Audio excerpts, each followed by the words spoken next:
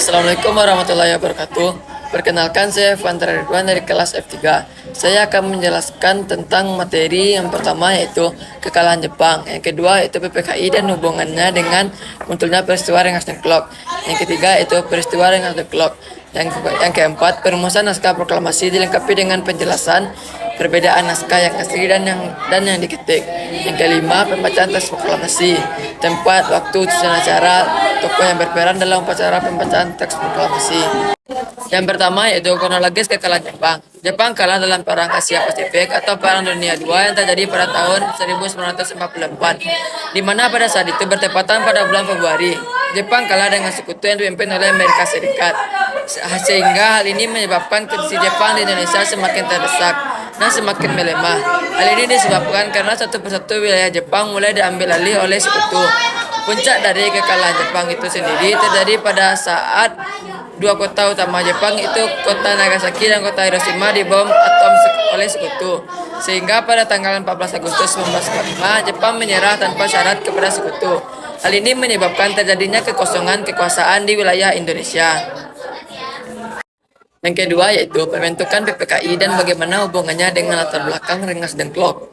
PPKI ialah Panitia Persiapan Kemerdekaan Indonesia. PPKI yaitu organisasi yang dibentuk setelah dibubarkannya BPUPKI pada tanggal 7 Agustus 1945. Sehingga untuk melanjutkan tugas BPUPKI, dibentuklah PPKI pada tanggal 7 Agustus 1945. Ketua dari PPKI adalah Insinyur Soekarno dan wakilnya adalah Muhammad Hatta. Jumlah anggota PPKI yaitu 21 orang yang dipilih oleh Marsikal Terauchi dan 6 anggota lainnya tanpa sepengetahuan Jepang. Tugas PPKI yaitu mempersiapkan kemerdekaan Indonesia tepat pada tanggal 19 Agustus 1945. Tiga tokoh yaitu Insinyur Soekarno, Muhammad Hatta, dan Radiman Widoyo Diningrat diundang ke dalam Vietnam untuk menemui Marsikal Terauchi, di mana dalam pertemuan tersebut membahas tentang kemerdekaan Indonesia. Dalam pertemuan itu, Jepang menjanjikan akan memberikan kemerdekaan kepada Indonesia pada tanggal 24 Agustus 1945, sehingga hal inilah yang melatar belakangi peristiwa Rengas Dengklok, di mana adanya perbedaan pendapat antara golongan tua dan golongan muda, di mana pada saat itu golongan muda menginginkan agar Indonesia segera diproklamirkan kemerdekaannya tanpa ada embel-embel dari Jepang. Hal ini dimanfaatkan oleh golongan muda karena pada saat itu terjadinya kekosongan kekuasaan di Indonesia, sehingga ini dimanfaatkan oleh para pemuda agar memproklamirkan kemerdekaan melalui Insinyur Soekarno dan Muhammad Hatta. Sedangkan dari golongan tua sendiri menginginkan bangsa Indonesia menunggu Jepang memberikan janji kemerdekaan kepada Indonesia. Hal ini bertujuan agar tidak terjadinya kerusuhan dan tumpah darah, sehingga hal itulah yang melatar belakangi peristiwa Rengas Dengklok.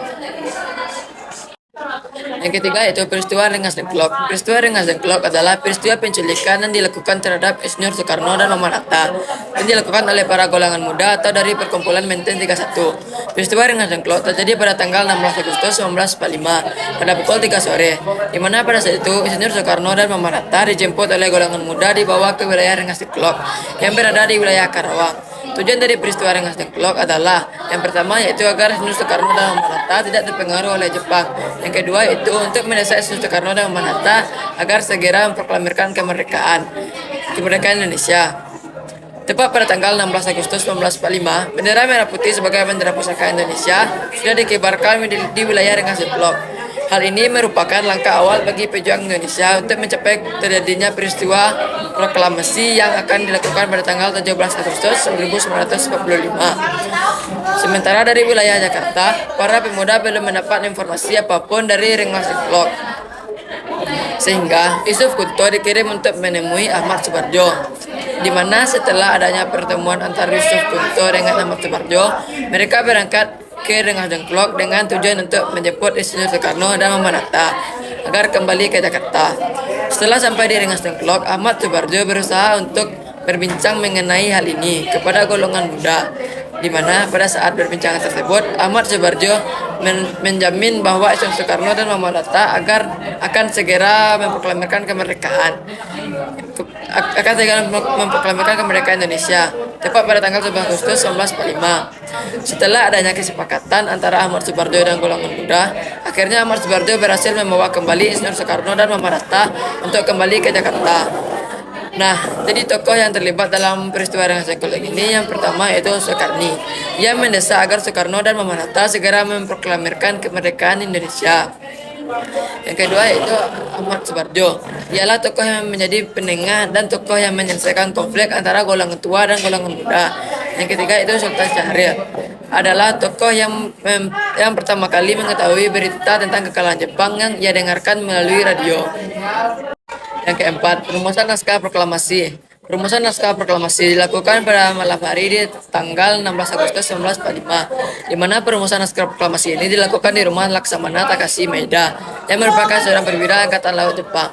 Alasan dilakukannya di rumah Laksamana Takashi Maeda yaitu karena rumah Laksamana Takashi Maeda dianggap sebagai tempat yang aman oleh bangsa Indonesia, karena Laksamana Takashi Maeda adalah seorang perwira Angkatan Laut Jepang yang sangat disegani oleh para tentara Jepang. Sehingga tidak mungkin adanya tentara Jepang merasa curiga adanya perumusan naskah proklamasi yang dilakukan oleh golongan tua dan golongan muda di rumah Laksamana Takashi Maeda. Pada saat perumusan naskah proklamasi tersebut berjalan dengan sangat lancar, di mana naskah tersebut ditulis tangan oleh Bung Karno. Kalimat pertama disusulkan oleh Bung Karno dan Ahmad Subarjo, sedangkan kalimat terakhir oleh Muhammad Hatta dan Soekarni. Adalah tokoh yang mengusulkan agar naskah tersebut ditandatangani oleh Insinyur Soekarno dan Muhammad Hatta, di mana setelah dibacakannya teks proklamasi tersebut di depan seluruh hadirin merasa setuju dengan isi naskah proklamasi tersebut dan menyetujui bahwa Insinyur Soekarno dan Muhammad Hatta lah yang menandatangani naskah proklamasi tersebut. Diputuskannya pembacaan naskah proklamasi tersebut di rumah Bung Karno pada tanggal 17 Agustus 1945. Selain itu, setelah ditulis tangan oleh Bung Karno, barulah diketik oleh Syuuti Malik. Perbedaan teks proklamasi yang ditulis tangan dan diketik setelah melihat teks proklamasi yang asli tulisan tangan Soekarno dan otentik ketika ketikan Syuuti Malik, terdapat perubahan penggunaan kata dalam naskah tersebut. Berikut adalah poin-poin perbedaan teks proklamasi yang ditulis tangan dan diketik. Kata proklamasi diubah menjadi proklamasi. Kata hal-hal diubah menjadi hal-hal. Kata tempo diubah menjadi tempo. Kata Jakarta 17805 diubah menjadi Jakarta. Hari 17 bulan tahun 05 kata wakil-wakil Indonesia diubah menjadi atas nama bangsa Indonesia. Tidak ada tanda tangan di atas proklamasi tulisan tangan Soekarno, tetapi terdapat tanda tangan Soekarno dan Hatta di atas proklamasi ketikan Syuuti Malik. Yang kelima, pembacaan naskah proklamasi. Pembacaan naskah proklamasi dilakukan pada tanggal 17 Agustus 1945, di mana pembacaan naskah ini dilakukan pada pukul 10 pagi hari. Awalnya terdapat dua tempat yang akan dijadikan sebagai tempat pembacaan naskah proklamasi, yaitu lapangan Ikada atau sekarang dikenal dengan Monas, dan yang kedua yaitu di kediaman Bung Karno. Nah, mengapa dipilihnya rumah Bung Karno sebagai tempat pembacaan proklamasi, yaitu karena pada saat itu lapangan Ikada sudah dikerumuni oleh tentara Jepang, di mana Jepang sudah mendapatkan informasi mengenai akan dibacakannya naskah proklamasi, sehingga agar tidak terjadinya kericuhan antara masyarakat Indonesia dan tentara Jepang, maka dipilihlah kediaman Bung Karno. Pembacaan naskah proklamasi dilakukan oleh Insinyur Soekarno dan didampingi oleh Muhammad Hatta, di mana pada saat itu banyak dihadiri oleh masyarakat Indonesia. Setelah dilakukannya pembacaan naskah proklamasi, adanya proses pengibaran sangkakala merah putih. Sebelum adanya pembacaan naskah proklamasi tersebut, adanya pidato yang singkat dari Insinyur Soekarno, di mana bertujuan untuk membangkitkan semangat para masyarakat Indonesia, di mana telah diraihnya kemerdekaan Indonesia oleh bangsa Indonesia atas perjuangan yang telah dilakukan selama bertahun-tahun melawan penjajah. Keesokan harinya, setelah dibacakan naskah proklamasi, PPKI mengadakan sidang pertama, di mana dalam sidang tersebut menghasilkan 3 hasil sidang. Yang pertama yaitu mengesahkan rancangan Undang-Undang 1945. Yang kedua itu menetapkan Insinyur Soekarno dan Muhammad Hatta sebagai Presiden dan Wakil Presiden pertama negara Indonesia. Yang ketiga membentuk Komite Nasional Indonesia Pusat. Kemudian pada tanggal 19 Agustus 1945, PPKI mengadakan sidang kedua yang menghasilkan itu 1. Menetapkan susunan kementerian. 2. Menetapkan pembagian wilayah di Indonesia. Dan hasil sidang berikutnya didapat pada sidang ketiga pada tanggal 22 Agustus 1945 yang memperoleh hasil. Yang pertama yaitu membentuk Komite Nasional Indonesia. Yang kedua membentuk Partai Nasional Indonesia yang diketuai oleh Soekarno. Yang ketiga membentuk Badan Keamanan Rakyat Indonesia. Sekian video dari saya. Assalamualaikum warahmatullahi wabarakatuh.